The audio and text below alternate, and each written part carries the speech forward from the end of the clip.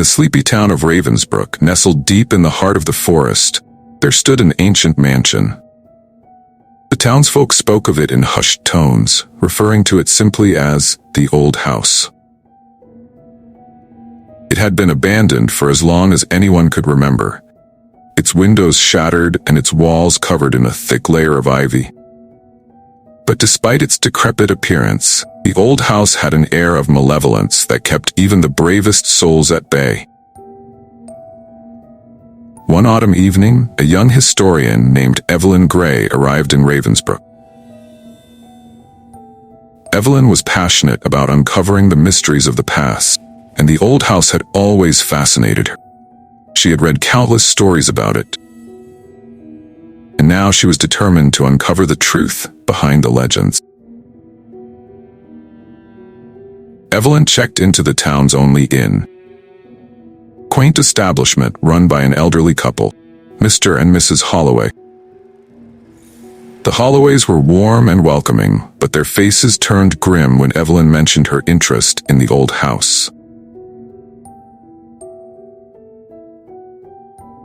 "You'd be wise to stay away from that place, dear," Mrs. Holloway advised, eyes filled with concern.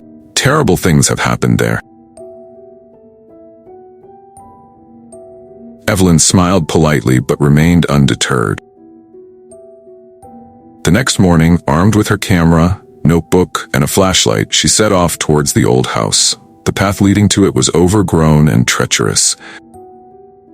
But Evelyn pressed on, curiosity driving her forward.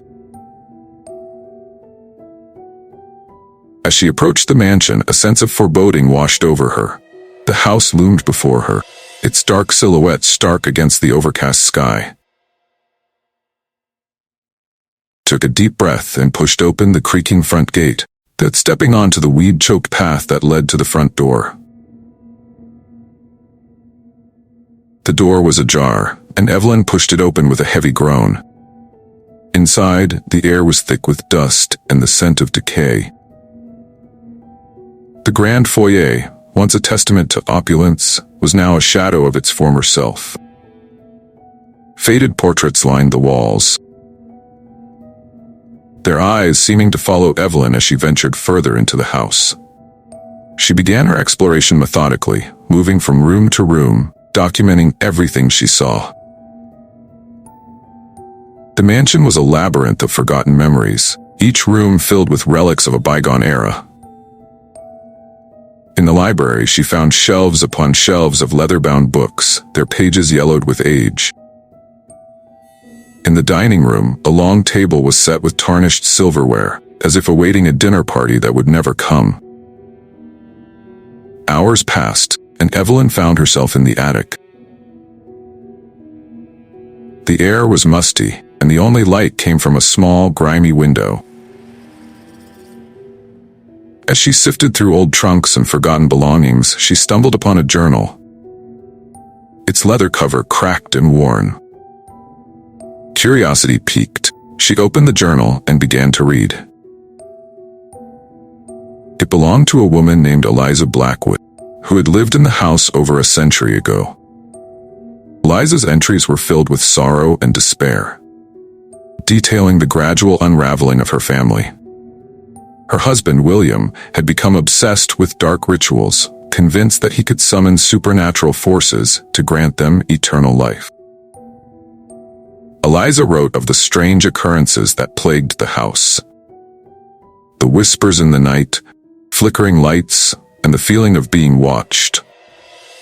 She described how her children, Emily and Thomas, had fallen ill, their bodies wasting away despite the best efforts of the town's doctor. Eliza's final entry was the most chilling.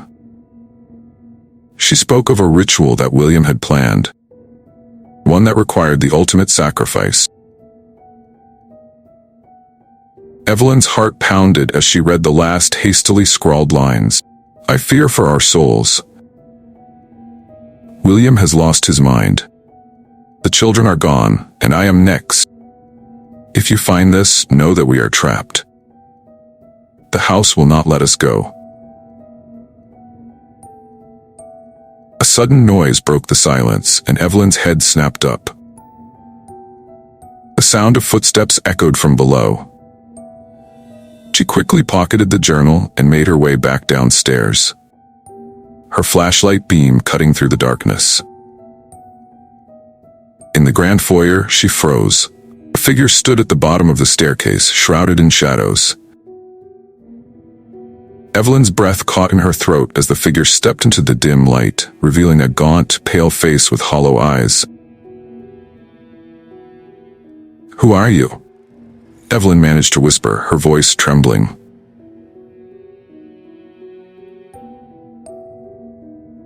The figure didn't respond. Instead, it began to move towards her, its movements slow and deliberate. Panic surged through Evelyn, and she turned and fled, her footsteps echoing through the empty halls. She could hear the figure's relentless pursuit, the sound growing louder with each passing second.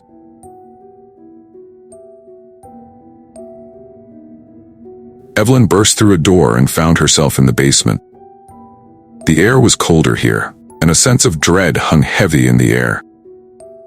She stumbled through the darkness, her flashlight flickering. In the dim light, she saw a large, ornate mirror leaning against the wall. Desperate to find a way out, Evelyn approached the mirror, but as she did, she noticed something strange.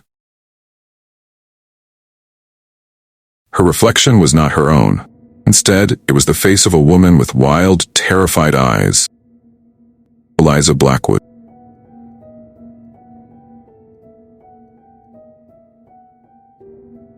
The mirror began to ripple like water, and Evelyn felt a powerful force pulling her towards it. She tried to resist, but it was futile. With a final, desperate cry, she was pulled into the mirror, and the basement was plunged into darkness. Days turned into weeks, and the townsfolk of Ravensbrook noticed Evelyn's absence.